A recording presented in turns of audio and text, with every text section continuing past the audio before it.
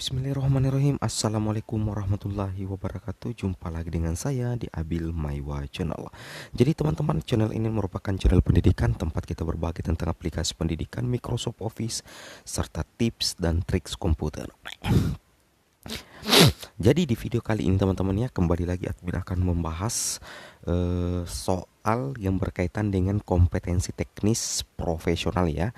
Jadi di sini yang kita akan bahas adalah kompetensi profesional untuk PPKN, dan tentunya 10 soal materi kompetensi teknis profesional PPKN ini ditujukan untuk teman-teman guru honorer yang memilih formasi guru kelas SD.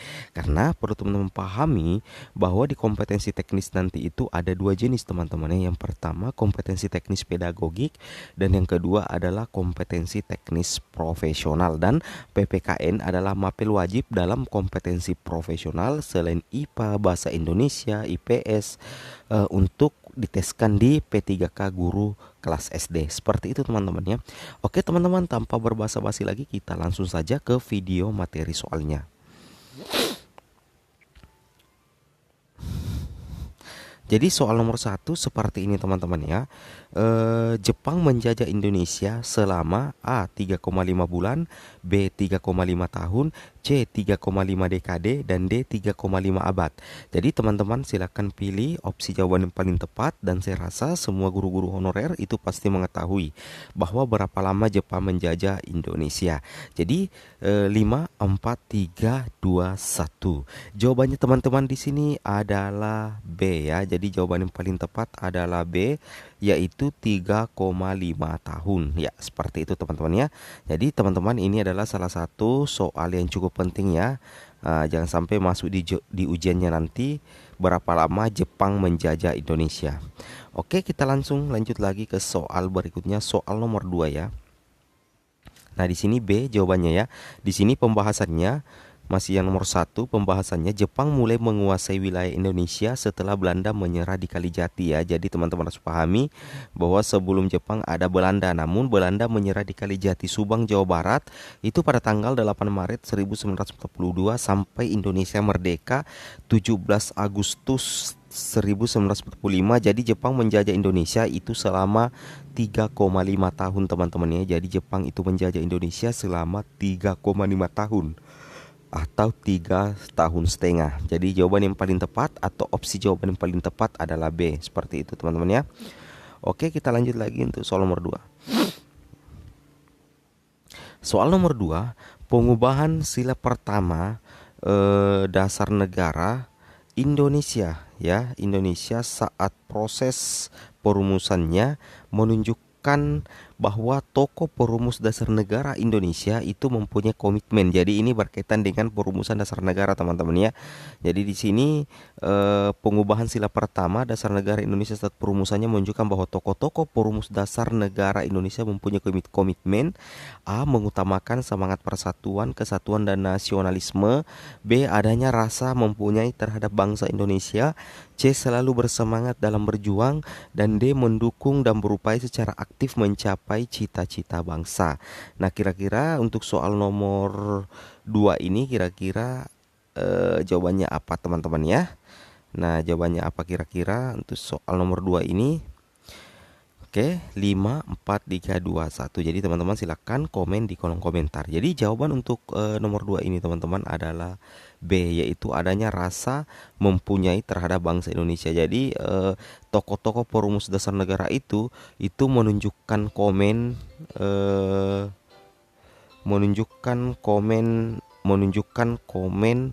bahwa adanya rasa mempunyai terhadap bangsa Indonesia. Jadi jawaban yang paling tepat itu adalah B teman-teman ya.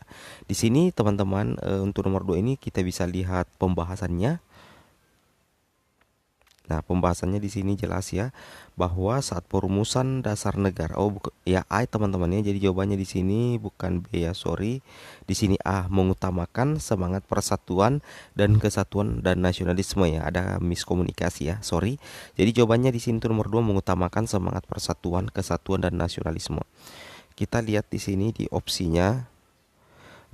pembahasannya saat perumusan dasar negara, sila pertama Pancasila diubah dari kalimat ketuhanan dengan kewajiban menjalankan syariat Islam bagi pemeluknya menjadi ketuhanan yang Maha Esa. Hal ini menunjukkan bahwa tokoh-tokoh perumus dasar negara memiliki komitmen mengutamakan semangat persatuan, kesatuan, dan nasionalisme di atas kepentingan pribadi dan golongan. Karena ketuhanan yang Maha Esa berarti itu sudah mencakup 5 agama yang ada di Indonesia atau mencakup keanekaragaman budaya yang ada juga di Indonesia. Seperti itu teman-teman ya. Jadi agama yang ada di Indonesia itu mulai dari agama Islam, agama Hindu, agama Kristen, agama Buddha, dan agama Konghucu. Itu semuanya itu berpegang teguh pada sila pertama, yaitu ketuhanan yang Maha Esa. Beda kalau yang sila pertama sebelumnya, ketuhanan dengan kewajiban menjalankan syarat Islam bagi pemeluknya, berarti itu hanya untuk umat Islam saja. Tapi kalau menjadi ketuhanan yang Maha Esa, berarti itu sudah universal teman-teman ya. Itu sudah bersifat menyeluruh, universal di Indonesia, seperti itu ya. Oke, kita langsung ke nomor 3. Soal nomor 3, Wakil Ketua BPUPKI yang berasal dari negara Jepang merupakan A. Laksamana Maeda, B. Icing Bangsai Yoshio, RP Suroso, dan Dr. Rajiman Widioningrat. Berarti di sini Wakil Ketua BPUPKI yang berasal dari Jepang ya. Jadi ada Wakil Ketua BPUPK yang pernah menjabat di Indonesia itu yang asal negaranya itu adalah Jepang teman-teman ya. Itu siapa? Apakah Laksamana Maeda, Ichibangsei Yoshio, RP Suroso, dan Dr. Rajiman Widoningrat? Jadi teman-teman silakan tentukan jawabannya dulu ya. 5, 4, 3, 2, 1. Jadi jawaban atau opsi jawaban yang paling tepat yaitu B, Ijin Bangsai Yoshio ya. Saya admin ulangi, Ichi Bangsai Yoshio. Jadi B ini orang Belanda, ini orang Jepang teman-teman ya. Orang Jepang tetapi dia itu setia dengan negara NKRI, Negara Kesatuan Republik Indonesia ya, dan pernah menjabat sebagai wakil ketua BPUPKI. Dan untuk lebih jelasnya kita bisa lihat di sini materinya. Admin sudah siapkan ya, bahwa ketua BPUPKI merupakan doktor ya, KRT Rajiman Widoningrat dengan 2 wakilnya. Nah, jadi ada 2 wakil sebenarnya teman-teman ya. Di SD kita sering hanya mengajarkan 1 wakil saja, yaitu Dr. Rajiman RP Suroso, tapi sebenarnya masih ada 1 wakil lagi dari Jepang, yaitu Ichibangsei Yoshio Jepang, seperti itu. Karena ini berasal dari Jepang, jadi opsi yang paling tepat itu adalah B ya. Oke, kita lanjut ke soal berikutnya. Soal nomor 4 ya. Soal nomor 4. Sidang pertama BPUPKI itu membahas mengenai apa? A. Perumusan dasar negara, B. Perumusan UUD NKRI, C. Penyusunan teks proklamasi, dan D. Penyusunan lagu kemerdekaan. Jadi teman-teman silakan tentukan opsi jawabannya dari sekarang. 5, 4, 3, 2, 1. Jadi jawaban yang paling tepat di sini teman-teman adalah perumusan dasar negara ya. Jadi sidang pertama BPUPKI itu pasti rata-rata semua guru dan siswa itu mengetahui bahwa itu untuk sidang pertamanya itu membahas mengenai A teman-teman ya, perumusan dasar negara. Nah, sekarang kita lihat pembahasannya di sini. Admin sudah siapkan. Pembahasannya, sidang pertama BPUPKI itu dilakukan pada tanggal, teman-teman harus pahami ya, bahwa sidang pertama BPUPKI dilakukan pada tanggal 29 Mei sampai 1 Juni 1945. Jadi sidang ini membahas rumusan dasar negara Indonesia. Seperti itu teman-teman ya. Jadi opsi jawaban yang paling tepat itu adalah A. Oke, kita lanjut lagi ke soal berikutnya. Soal nomor 5 ya. Jiwa toleransi atau tenggang rasa antara agama, antar suku, antar golongan, dan antar bangsa dalam suatu perumusan dasar negara itu tertuang di dalam A. Pengubahan sila pertama rumusan dasar negara, B. Adanya wakil Jepang dalam anggota BPUPKI, C. Banyaknya anggota yang mengusulkan rumusan dasar negara, kemudian D. Pengambilan dasar negara yang sesuai kepribadian rakyat Indonesia. Di sini kata kuncinya yaitu ada tenggang rasa. Tenggang rasa antar apa? Tentunya antar agama. antar suku, antar golongan dan antar bangsa. Di sini berarti sudah ada universal teman-teman ya. Kira-kira itu terdapat dalam rumusan-perumusan dasar negara tertuang dalam apa? Nah, silakan teman-teman tentukan dulu opsi jawabannya. 5, 4, 3, 2, 1. Jadi jawaban paling tepat itu adalah A teman-teman, yaitu pengubahan sila pertama rumusan dasar negara. Sila pertama kan ketuhanan menjalankan syariat Islam ya bagi warga negara ya, itu untuk sila pertama, berarti itu hanya untuk umat Islam saja. Tapi ketika diubah menjadi ketuhanan yang Maha Esa, berarti itu sudah bersifat universal, atau admin katakan bersifat menyeluruh di seluruh Indonesia ya. Berarti itu semakin meningkatkan, mempertebal rasa tenggang rasa tentunya untuk antar beragama, antar suku dan antar golongan dan antar bangsa dalam suatu perumusan dasar negara. Jadi bukan hanya untuk agama Islam tapi untuk agama-agama yang lain yang ada di Indonesia. Seperti itu. Jadi opsi yang paling tepat itu adalah terjadi di pengubahan sila pertama rumusan dasar negara. Seperti itu teman-teman ya. Untuk soal nomor 5. Nah, kita pindah ke soal nomor 6 ya.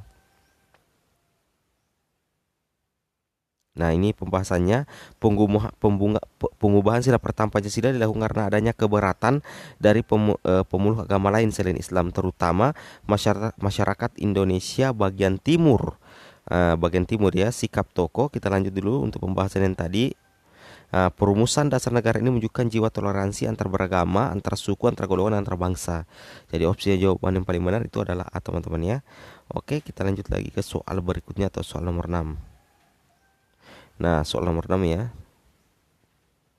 Nah, soal nomor 6, sifat keseluruhan budi manusia Indonesia yang mengakui bahwa kedudukan manusia yang sederajat dan sama, mempunyai hak dan kewajiban yang sama sebagai warga negara yang dijamin oleh negara, terkandung dalam sila ketuhanan yang Maha Esa, B. kemanusiaan yang adil dan beradab, C. persatuan Indonesia, dan D. keadilan sosial bagi seluruh rakyat Indonesia.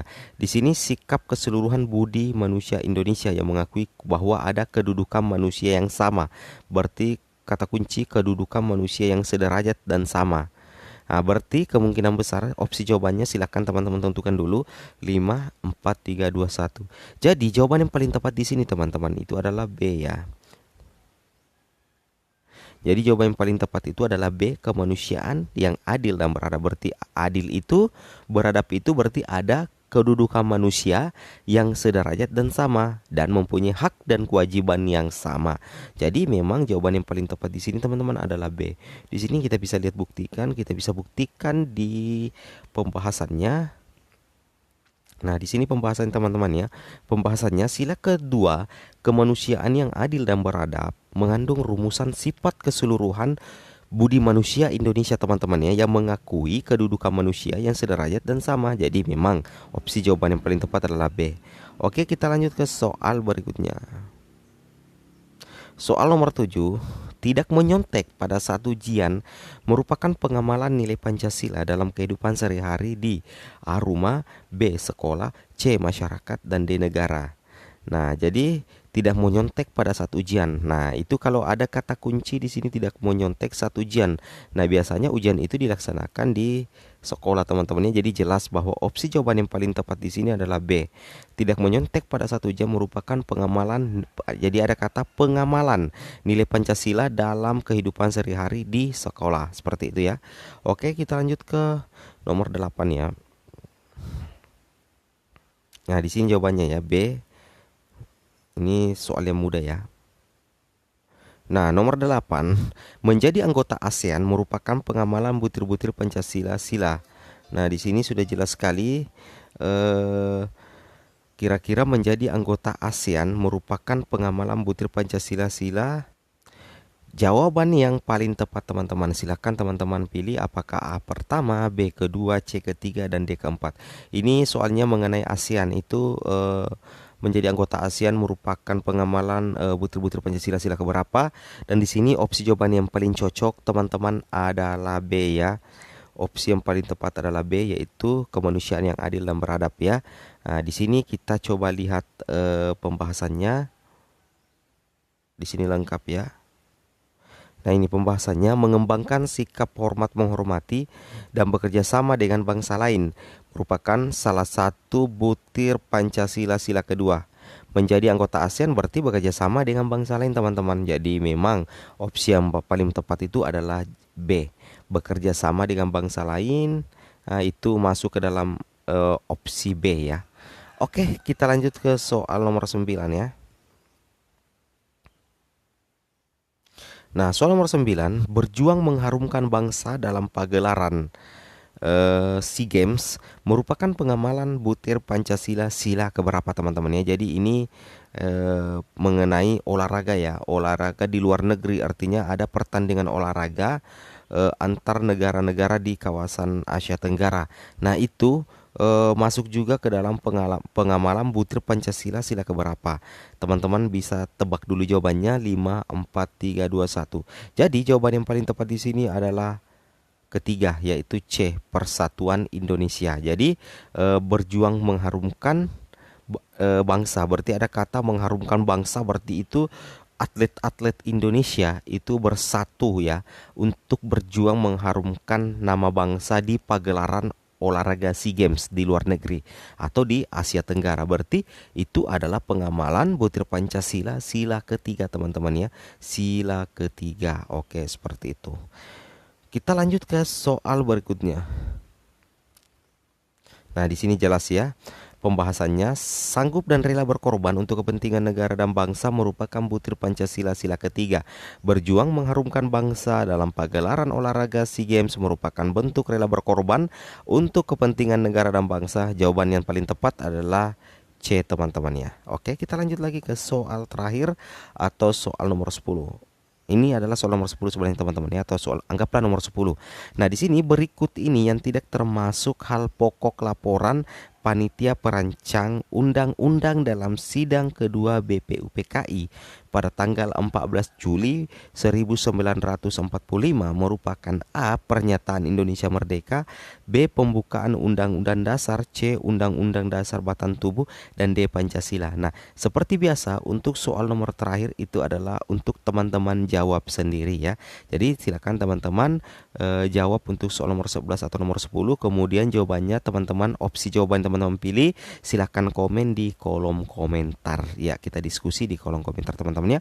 Oke teman-teman, mungkin cukup sampai di sini videonya. Semoga video yang bermanfaat. Jangan lupa like, komen, dan subscribe. Assalamualaikum warahmatullahi wabarakatuh.